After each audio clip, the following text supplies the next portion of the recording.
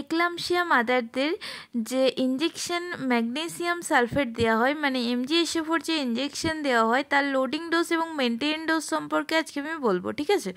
তো loading dose 4 গ্রাম magnesium sulphate ইনজেকশনের সাথে 12 mm normal saline নিতে হবে, স্লোলি ইন্ট্রাভেনাস দিতে হবে ইন 5 মিনিটস ধরে দিতে হবে, ঠিক আছে।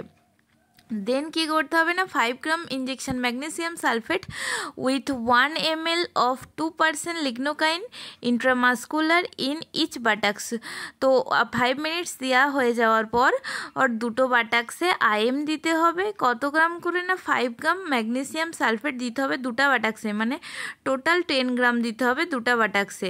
এটা হয়ে গেল লোডিং ডোজ। এরপর হচ্ছে মেনটেন ডোজ। মেনটেন ডোজে কী করতে হয় না মেনটেনেন্স ডোজে 5 gram of magnesium sulphate muscularly দিতে হবে অল্টারনেট বাটাক্সে এভরি 4 আওয়ারলি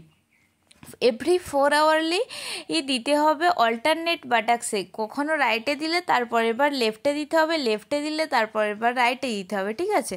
তো এটা মূলত এখানে 4 ডোজ লেখা আছে, 6 ডোজ অবধি হয়, ওই ডক্টররা যেরকম অ্যাডভাইস করে সেই অনুযায়ী হয়, ঠিক আছে।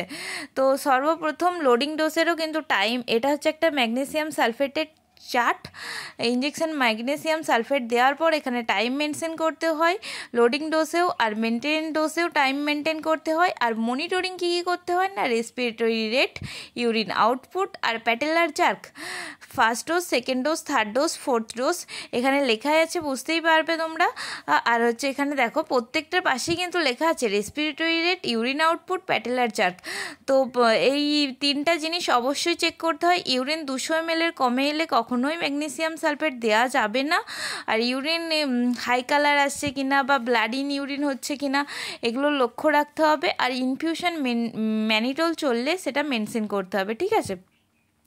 তো আশা করি ম্যাগনেসিয়াম সালফেটের ডোজ সবাই বুঝতে পেরেছো। তো ভালো লাগলে অবশ্যই লাইক, কমেন্ট, সাবস্ক্রাইব করো চ্যানেলটা। Thank you.